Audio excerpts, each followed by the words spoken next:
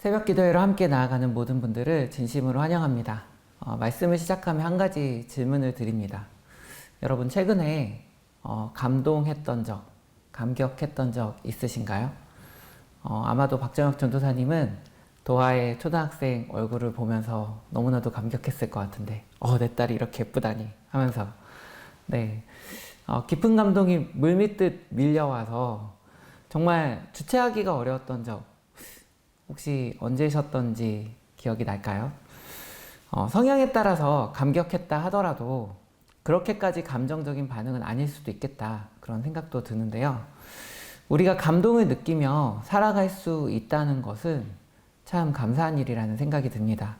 특히 주님의 은혜에 감격할 수 있다는 것은 더욱 그렇습니다. 예전에 나눈 적이 있었는데 제가 신학생 때 독서 과제가 정말 많았거든요. 시간이 부족했습니다. 그래서 이동할 때 이제 지하철 안에서 멀미를 무릅쓰고, 제가 지하철도 조금 멀미를 하거든요. 그런데 그 지하철 안에서 이제 독서 과제를 하고 있었는데, 그러니까 책을 읽고 있었는데, 그 책을 읽는 동안에 주신 감동을 제가 주체를 못 하겠는 거예요. 남들이 볼까 두렵고 순간 내려야 되나? 막 이런 생각이 들 정도로, 그래서 더 이상 책을 못 읽고 덮었습니다. 최근에는 이제 교회 사무실에서 제가 이제 설교 준비를 하는데 원고를 써내려가다가 제 마음에 뭐 찔림도 주시고 감사한 마음도 주시고 해서 아무튼 그 주신 감동을 제가 주체를 못할 때가 있었습니다. 제가 어떻게 했을까요? 그래서 그냥 나왔습니다. 다 계셨거든요. 그래서 밖에서 좀 서성이다가 들어갔습니다. 괜히 엘리베이터 타고 4층도 갔다가 문단속 잘 돼 있나 좀 보기도 하고, 네, 그랬어요. 제가 쓴 원고에 감동 받았다는 뜻은 아닙니다. 이재기 목사님처럼 오 주님 정녕 제가 이 문구를 썼단 말입니까? 그런 건 아니에요. 저는 저의 글솜씨를 너무나도 잘 알고 있습니다. 그런 것은 아니지만 주님께서 나에게 베푸신 일들이 너무 갑자기 크게 저에게 이제 와 닿아서 마음이 움직였던 것입니다. 신앙생활을 하다가 이렇게 마음을 움직이는 경험은 여러 루트로 하게 되는 것 같아요. 뭐 책을 읽다가 하기도 하고, 찬송을 듣다가 또는 부르다가, 또는 설교 말씀을 듣다가 성경을 읽다가, 정말 말 그대로 그 주신 감동으로 인해서 마음이 움직일 때가 있고, 때로는 찬양이 저절로 나올 때가 있습니다. 정말 주님께 영광을 돌리고 싶은 거죠.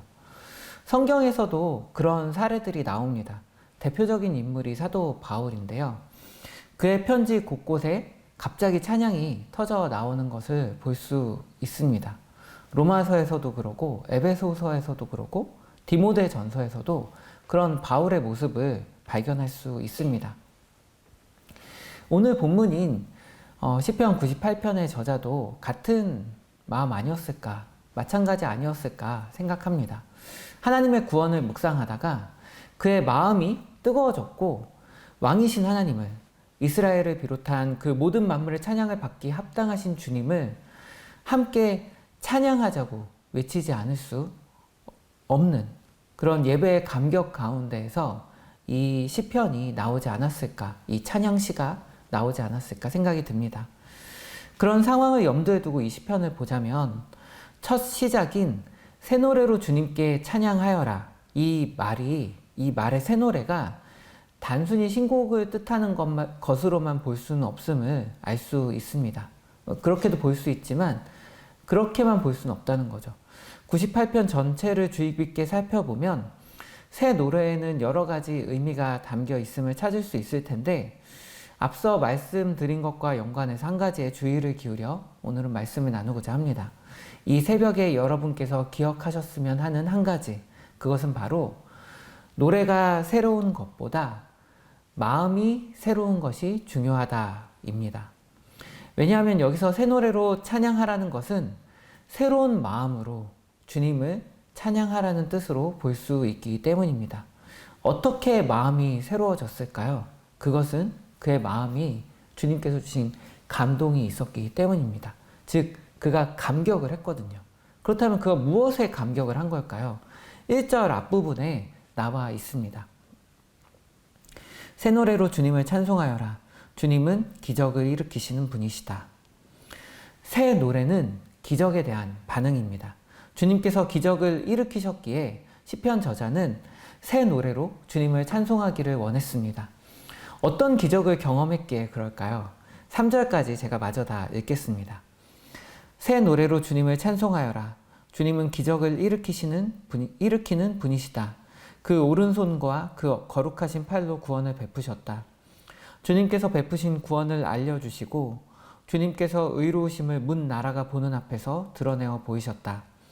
이스라엘 가문에 베푸신 인자하심과 성실하심을 기억해 주셨기에 땅끝에 있는 모든 사람까지도 우리 하나님의 구원하심을 볼 수 있었다. 아멘. 본문에 의하면 주님께서 일으키신 기적, 그것은 바로 우리를 구원하신 것입니다. 그분께서 우리에게 구원을 베푸신 것입니다.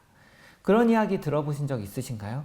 예수님을 인격적으로 만나고 관계를 쌓으며 동행할 수 있다는 것 자체가 우리가 구원받은 것 그 자체가 기적과 같은 일이라고요. 기적이라는 단어를 떠올리면 무언가 초자연적인 현상만 떠올리기가 쉬운데 기적이라는 말 자체는 확률적으로 너무나도 낮아서 영으로 수렴을 하기에 불가능한 일이 일어났을 때 기적이 일어났다고 말을 하는 거거든요. 우리가 구원받는 것이 예수님을 믿지 않는 이가 믿는다는 것 자체가 그렇게 놀라운 일이라는 거예요. 당연하고 쉬운 게 아니라는 뜻이죠. 지난 부활절에 담임 목사님께서 전해주신 것처럼 부활을 믿는 것은 어려운 일입니다. 그러므로 그게 믿어지고 하나님의 구원하심을 알게 하셨다는 것, 그것을 믿게 하셨다는 것 자체가 기적과 같은 일입니다. 그 기적과 같은 일이 저와 여러분에게 일어난 거죠. 그리고 그것은 현재 진행형입니다. 구원의 완성을 향해서 우리가 계속해서 나아가고 있습니다. 그렇게 할 수 없는 사람들인데 주님께서 계속해서 이끄셔서 그렇게 나아가고 있는 거예요. 이 모든 것이 기적과 같은 일입니다. 그러므로 이 기적과 같은 주님의 구원하심, 그 일하심, 그 인자하심과 그 성실하심이 우리의 삶 가운데 이루어졌고 또한 이루어지고 있는 것으로 인해서 감사와 찬양을 드리는 것, 그것이 바로 새 노래입니다. 죄에서 구원받은 사람, 절망에서 회복된 사람, 하나님의 은혜를 새롭게 경험한 사람은 더 이상 과거와 같은 방식으로 노래할 수 없습니다. 과거의 은혜를 잊어버리라는 말은 절대로 아닙니다. 과거에 얽매여서 오늘 어떤 변화도 기대하지 않거나 그냥 과거만을 추억하거나 그저 습관적으로 의미 없는 신앙생활을 반복하는 것을 경계하기를 지금 권면하고 있는 것입니다. 날마다 부어주시는 은혜에 감사하며 마음 가운데, 우리의 마음 가운데 새 일을 행하시는 주님을 경험하며 지금 새롭게 역사하시는 주님을 찬양하는 것, 노래하는 것, 그것이 우리의 새 노래, 우리의 반응이 되기를 원합니다. 말씀을 시작할 때 드렸던 질문을 다시 한번 구체적으로 드립니다.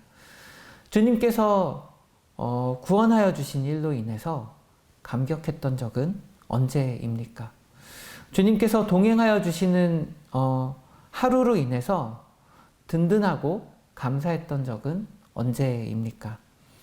타성에 젖은 신앙생활이 아닌 오늘도 지금도 우리의 마음 가운데 새 일을 행하시는 주님께 순종으로 반응하는 저와 여러분이 되기를 바랍니다. 그래서 정말 오늘도 우리의 삶 가운데 동행하시며 기적과 같은 일들을 이루실 주님을 기대하며 나아가기를 원합니다. 새 노래로 주님을 찬양하는 저와 여러분이 되기를 간절히 바랍니다. 이 시간 말씀을 기억하며 함께 기도로 나아가겠습니다.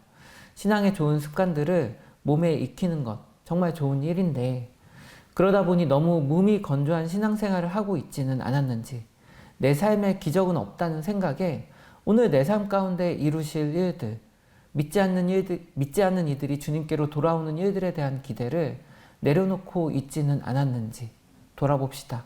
그리고 주님께 간구합시다. 우리의 마음을 새롭게 하여 주시기를, 딱딱해지고 무뎌진 우리의 마음을 부드럽게 만들어 주시기를, 그래서 주님의 사랑에 민감하여지기를, 주님께서 하실 일들을 정말로 기대하며 주님께서 하신 일들로 인해서 감격하고 감동하며 감사하는, 진정으로 주님을 예배하는 삶을 살기를 원한다고, 주님 그렇게 저의 마음을 변화시켜 주십시오. 함께 이 시간 간구하며 기도로 나아가겠습니다.